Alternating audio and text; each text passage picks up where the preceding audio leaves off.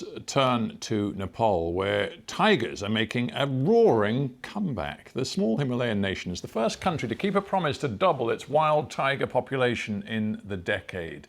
It's part of a wider conservation push, which has seen limited gains in populations of rhinos and elephants in countries where they're under pressure. So what is behind Nepal's success, and what does it mean for the communities living with the tigers? From Nepal, Rebecca Henschke has this report. Tigers have more than doubled in number in the last 10 years here in Nepal. It's a victory in a battle to bring them back from the brink of extinction. One of the key factors of Nepal's success has been strong enforcement against poaching, and that's involved the military. Armed units like this one patrol across the park daily. Tigers are the majestic creatures, Being assigned in the protection duties, it's an honor, it's a privilege to be part of something that is really big.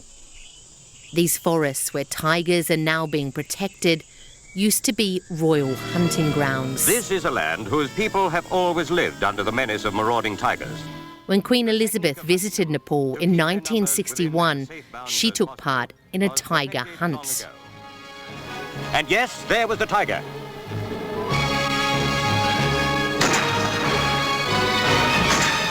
King Mahendra had fulfilled a time-honored obligation of a host in Nepal and provided the royal party with a tiger to shoot. As a result of hunting, poaching and habitat loss, there's now less than 4,000 tigers in the wild.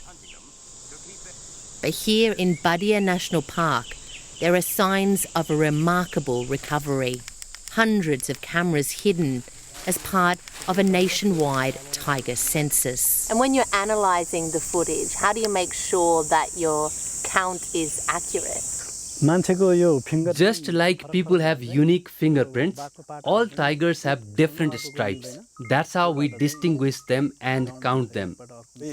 We have seen tiger cubs and also tigers rolling around. It is definitely something to be celebrated. It does not come without the cost. The common area that the tigers and the prey species and the humanity shares is so tight. The community lives in terror.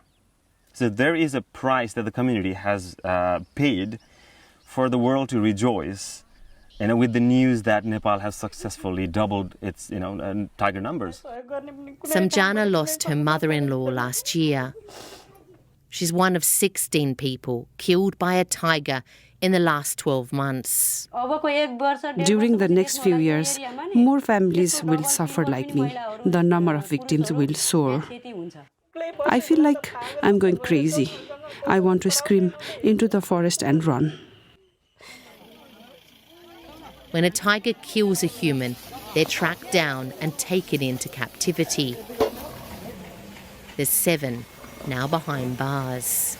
More number of tigers and more number of people, definitely there's going to be conflict. So it is going to be a challenging job for us to, maintain peace between two species. Keeping that peace will be key to the successful return of the tigers. Rebecca Henschke, BBC News, Nepal.